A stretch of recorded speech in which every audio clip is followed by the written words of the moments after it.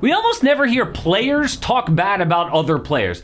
Okay, Charles Barkley will joke on Draymond Green's triple single, but what Matt Barnes said about James Harden is next level. I think James has to be careful because he at that point now. We're here. The NBA doesn't need him. We're here. The NBA doesn't need him no more. So the way, and I'm all for player empowerment, all of us are for player empowerment, but he forced his way out of Houston, forced his way out of Brooklyn, now he's trying to force his way out of Philly. Like, at some point, everyone's going to be say like, and he's got so much talent and a lot of game left, could talk himself out of the league with his talent. Which is already happening. There's a rumor out there that even if the Blazers liked the Heat's offer for Dame, the NBA said, don't take that deal. We don't want these players naming their destination. Screw the Heat. Could they be telling people don't trade for James Harden? He's been a huge headache, throwing a party with Daryl Morey as a liar signs. Maybe he's getting blackballed like Carmelo. Melo said, I won't come off the bench, so he got banned for 2 years till he literally went on First Take begging for a chance in the league. Finally, the Blazers signed him, and Melo happily came off the bench because he'd been humbled. But the NBA doesn't even have to do that with the beard.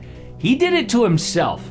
It looks like Harden is about to end up on a minimum contract like Russ, or just retire from basketball like AI. Until Jrue Holiday changed everything.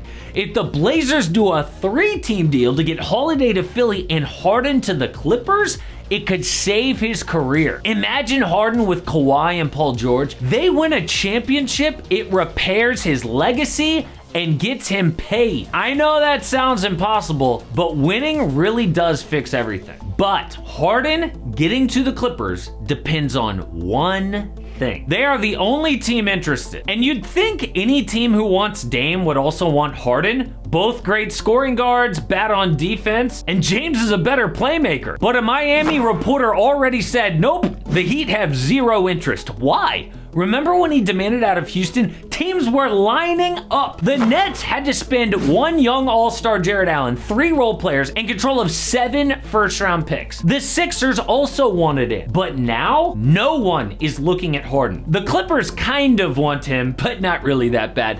That Nets trade was just 3 years ago. What happened to Harden in 3 years? Yeah, his scoring has dipped a little bit, but he led the NBA in assists last year and won 2 big postseason games by himself. We knew about his playoff failure 3 years ago. What we didn't know is just how bad his attitude is. Whenever he's unhappy, dude just demands a trade and makes it uncomfortable. He's like the little kid who, when you take away his toy, he just breaks the toy in half. Harden will straight up ruin your franchise if you don't do what he wants. So why would the Clippers do this 3-team deal? Because they might be that desperate. Steve Ballmer traded a boatload of picks and Shai Gilgeous-Alexander for Paul George and got nothing. Not even a finals. Then he's got a $2 billion stadium opening next year. He needs them to compete. The one thing holding them back, outside of health, is point guard. Since Kawhi and PG teamed up, it's been a mess. It started with Reggie Jackson and Pat Bev.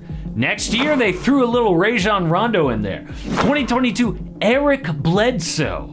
Last season, John Wall and Russell Westbrook. Are we sensing a theme? They have gotten more and more desperate, so James Harden actually isn't that out of character. But actually, he is a much better point guard than all those guys. An elite playmaker. Their first true point guard to organize the floor at the end of games. Set up Kawhi and PG, which maximizes their strengths.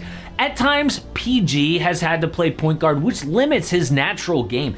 Adding Harden could be the key to LA's first ever finals, unless one thing happens. Now Jrue Holiday is available. Maybe the Clippers want him. The entire thing comes down actually to who do the Clippers want more, James Harden or Jrue Holiday? Because the Blazers don't want to swap Jrue for James Harden from Philly. They would need a third team to take the beard, maybe the Clippers. The Sixers get Jrue, the Clippers get Harden, and the Blazers get Marcus Morris, Nick Batum, Amir Coffey, Kobe Brown, Kenyon Martin Jr., a first from LA, a first from Philly, and a swap from Philly. The Blazers do this because they get 3 really valuable picks, and young forwards Coffey, Brown, and Martin. Such a big win for Philly. They have been the most aggressive team trying to get Jrue Holiday. They actually drafted him 17th overall in 2009, and he became an all-star 4 years later. So they traded him in the process for an awful package. They want this back. Nerlens Noel and a pick that could have been Zach LaVine, but they took Elfrid Payton instead. Since then, they have been dying to fix their mistake, trying to trade back for him, but if they did it now, it would fix the Harden issue too. All they need is the Clippers' help. But would the Clippers do this?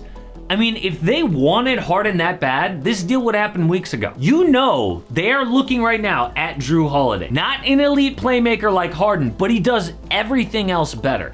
Elite on defense, plays better off the ball. And Jrue is used to being a secondary star. Harden is a diva. I mean, yeah, he played second fiddle to Joel Embiid last year, but do you remember what Rachel Nichols just said? But he still thinks of himself as the guy from that game 1 or the guy from that game 4. He thinks he should be leading the show. The reason why he wanted out of Philadelphia in the first place is that it's the Joel Embiid show right now, and he wants a different role. Do you really want a guy who's going to be pissed when Kawhi and PG get the spotlight? And you know what Harden does when he gets angry. Gonna hold the Clippers hostage. Jrue Holiday, on the other hand, has won 3 Teammate of the Year awards. He is the Michael Jordan of good teammates. He is a first ballot Hall of Famer. Jrue is borderline Hall of Fame, but the market for Jrue is 10 times what it is for Harden. Not even the Miami Heat want him, and they have had a terrible offseason. It's not the money, it's not the talent, it's the attitude. That is why James Harden's career is in danger. Who plays with an MVP teammate, Joel Embiid, then immediately demands a trade?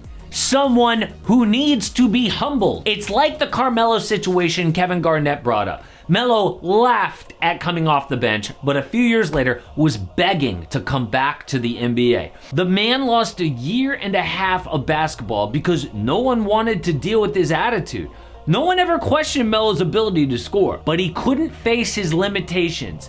Never contributed to a championship, was thought of as selfish. Once that attitude and age got too much, teams looked the other way. The big question is, if the Clippers don't save James, what happens next? Matt Barnes and Kevin Garnett are begging him to show up to Sixers camp and be a good teammate. Don't end your career like Carmelo. But will he listen to these ex-players, or does he keep acting like this? Harden is at a place where nobody wants him, and it could be the end of his career. But if you can believe it, people are actually saying that the Bucks are worse off trading out Jrue Holiday for Damian Lillard. I knew that hot take would be out there, so I called it out right after the trade went down.